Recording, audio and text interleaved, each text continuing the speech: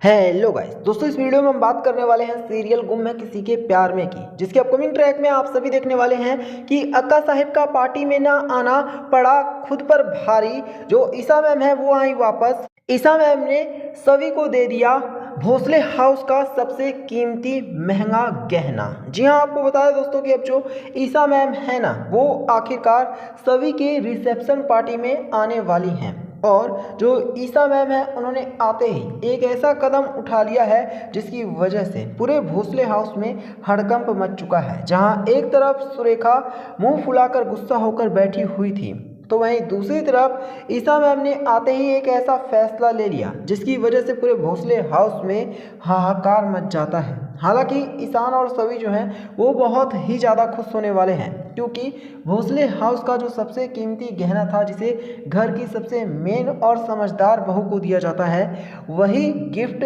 अब किसी और को नहीं बल्कि ईसा मैम ने सभी को दे दिया है। ये सब कुछ देखने के बाद अब जो सुरेखा है, जब उसे पता चलेगा तो उसके तो पांव तले से जमीन खिसकने वाली है। लेकिन क्योंकि सुरेखा एक कमरे में खुद को लॉक करके बैठी हुई है, ऐसे में आपको बता दें कि अब जो हमारी सभी है ना दोस्तों, उसे अब भोसले हाउस की सबसे अच्छी बहू ईसा मैम ने घोषित कर दिया है। यहाँ तक कि शांतनु, अस्मिता और शिखा भी ईसा मैम का साथ देने लग गई हैं, क्योंकि सुरेखा तो वहाँ पर है ही नहीं।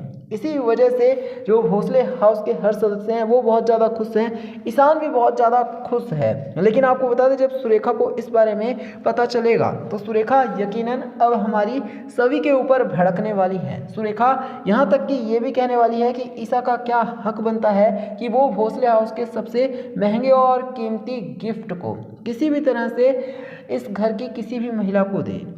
तो ईसा मैम क्लियर कर देंगी, और जो शांतनु है वो भी ये क्लियर कर देगा कि वहिनी को यानी सुरेखा को ये भूलना नहीं चाहिए कि ईसा मैम भी भोसले हाउस के सदस्य हैं। वो बेशक से भोसले हाउस से दूर रह रही हैं, लेकिन फिर भी भोसले हाउस पर उनका पूरी तरह से हक है और वो भी भोसले हाउस के डिसीजन ले सकती हैं। और साथ ही साथ ईशान जो है वो भी ईसा मैम का ही बेटा है। ये किसी भी हाल में सुरेखा को भूलना नहीं चाहिए। चाहे सुरेखा कितना भी बोल ले कि जो ईशान है वो ईसा का कुछ नहीं लगता है, या फिर बेशक से ईशान भी ना माने, लेकिन भगवान जानता है कि सच क्या है। और सच सबको पता है कि जो ईशान है वो बायोलॉजिकली ईसा मैम का ही बेटा है। सुरेखा ने तो सिर्फ किसी भी तरह से बस चतुराई से ईशान को अपने पास रख लिया और ईसा मैम के खिलाफ भड़काया। ये सारी बातें अब ईसा मैम एक बार फिर से उठाने वाली हैं। साथ ही साथ अब जो ईसा मैम है वो भी यशवंत भोसले की वो काली सच्चाई खोलने वाली है, जिसको यशवंत भोसले छुपाने की कोशिश कर रहा था। ईसा मैम बताने वाली है कि उन्हें सब पता चल चुका है,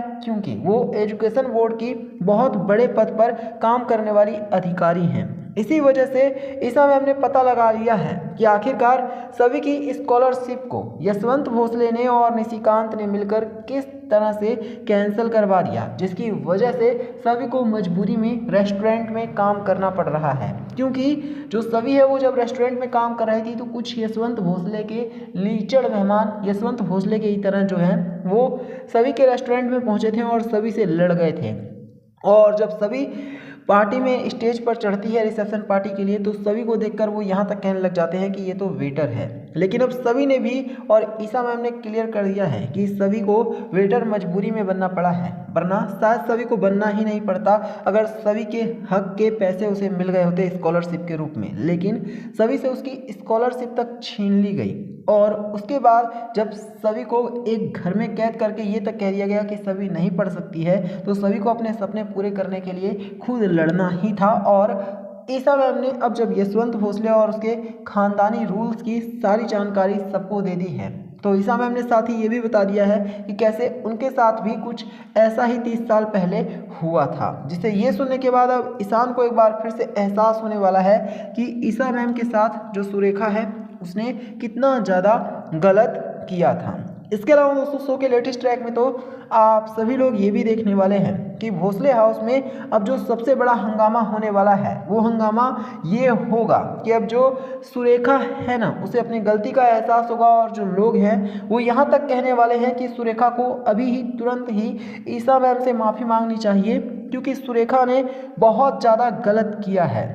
इसके बाद जो सुरेखा है ना, अब उसे कमरे में से निकल करके आना पड़ेगा। और जो सुरेखा है, जब तक वो अपने कमरे से निकल कर आएगी तब तक इधर ईशा मैम और सभी ने मिलकर पूरी तरह से माहौल बना दिया है। और अब जाकर पहली बार सुरेखा को रिसेप्शन पार्टी में सभी मेहमानों के सामने, भोसले हाउस के हर सदस्य के सामने ईशा मैम से माफ़ी मांगनी पड़ेगी। यहाँ तक कि जो शांतनु है वो भी ईशा मैम के साथ खड़ा है और ईशा मैम का साथ देने के लिए तैयार है। साथ ही साथ जो ईशान है उसे भी जब अब सारा सच पता चल गया है कि सुरेखा कितनी ज़्यादा घटिया किस्म की औरत है, तो खुद ईशान भी अब सुरेखा से नफरत करने लग गया है।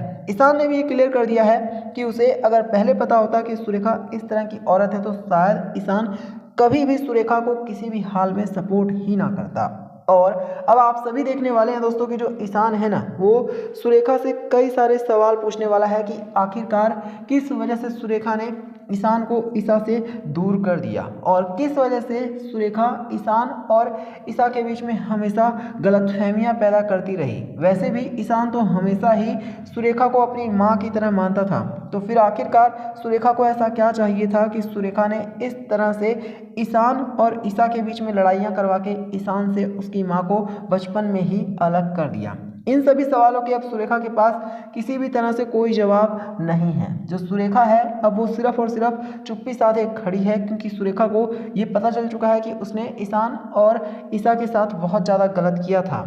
इसी वजह से ईशा को अब ईशा जो है वो दहाड़ लगा रही है और सुरेखा चुप्पी साधे चुपचाप खड़ी है। वहीं आप सभी देखने वाले हैं कि यशवंत भोसले अब एक बार फिर से कोई नई चाल चलने की कोशिश करेगा, लेकिन ईशा मैम इस बार किसी भी तरह से यशवंत भोसले की कोई भी चाल कामयाब नहीं होने देंगी।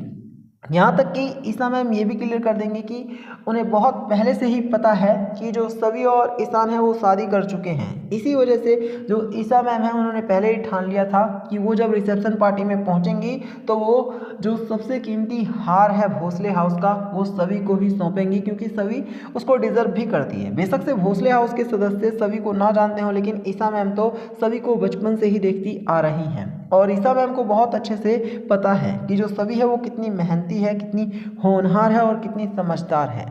इसी वजह से ईशा मैम सभी को सपोर्ट करने का एक भी मौका नहीं छोड़ना चाहती हैं। वो चाहती हैं कि सभी अपने सपनों को पूरा करे, सभी आगे बढ़े और हर हाल में सभी जो भी पाना चाहती है उसे पा ले। लेकिन आपको बता दें कि सभी के लिए ये सब कुछ इतना भी अब आसान नहीं होने वाला है, क्योंकि जो सुरेखा है ना वो यशवंत भोसले और निशिकांत के साथ मिलकर अब बहुत बड़ी दुश्मनी ठानने वाली है। वो पूरी तरह से कोशिश करेगी कि कैसे भी करके ईशा और सभी को भोसले हाउस से निकाल फेंका जाए। देखना यह है कि अब ईशान आखिरकार कैसे अपनी पत्नी सभी को और अपनी माँ ईशा को बचाता है और साथ ही कैसे ईशान सभी के लिए सुरेखा से लड़ेगा।